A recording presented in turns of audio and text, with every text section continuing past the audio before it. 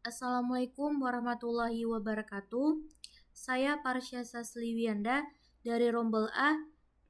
Di video ini saya akan menjelaskan tentang bagaimana cara menghitung jarak antara data ke pusat klaster dalam proses clustering, khususnya menggunakan rumus jarak Euclidean.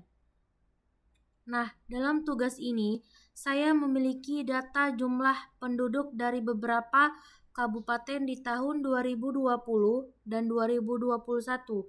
Di sini bisa dilihat, data ini digunakan sebagai titik-titik X dan Y dalam bidang koordinat. Untuk melakukan proses clustering, kita perlu menghitung jarak dari setiap data ke masing-masing pusat cluster atau centroid. Rumus jarak yang digunakan di sini ada rumus jarak yang saya pakai, bisa dilihat di sini rumus jaraknya. Jarak sama dengan akar dari kuadrat selisih antara X1 dan X2 ditambah kuadrat selisih antara Y1 dan Y2, di mana X1 dan Y1 adalah koordinat dari pusat cluster, sedangkan X2 dan Y2 adalah data yang sedang dihitung jaraknya.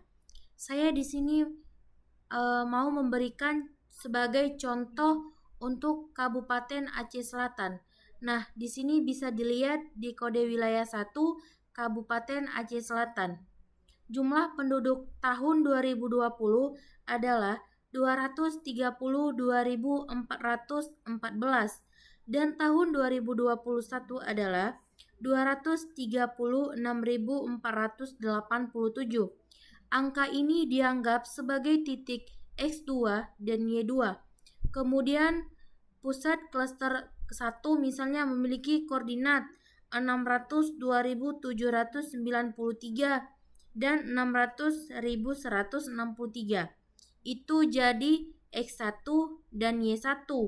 Maka jarak ke klaster 1 bisa dihitung dengan rumus yang tadi, dan hasilnya muncul di kolom jarak C1, begitu juga dengan C2 dan C3. Nah, dari kesimpulan yang saya ambil, setelah semua jarak dihitung, kita lihat jarak yang paling kecil, lalu data tersebut dimasukkan ke dalam klaster yang paling dekat. Ini ditunjukkan pada kolom minimum dan klaster. Di sini bisa dilihat. Nah, sekarang saya mau menjelaskan yang ada di kolom merah ini. Nah, di sini kolom minimum adalah hasil dari memilih jarak terkecil dari ketiga jarak C1, C2, C3.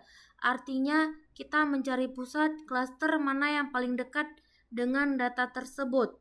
Nah, kolom klaster adalah hasil dari kolom minimum. Jika jarak terkecil berasal dari jarak C2, maka data tersebut dimasukkan ke klaster 2. Nah, dan ditulis sebagai C2. Nah, di sini bisa dilihat. Jadi kolom merah ini penting karena menunjukkan seberapa dekat data ke pusat klaster dan klaster mana tempat data itu dikelompokkan. Nah, dari kesimpulan video yang saya ambil, dari hasil ini saya bisa melihat bahwa proses clustering dilakukan berdasarkan jarak terdekat. Data dikelompokkan ke klaster yang paling mirip berdasarkan jumlah penduduk tahun 2020 dan 2021. Nah, di sini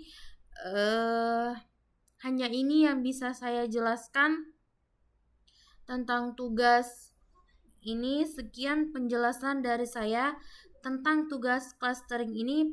Semoga video ini bisa membantu saya untuk lebih memahami cara kerja K-means dan isi dari tabel yang saya kerjakan.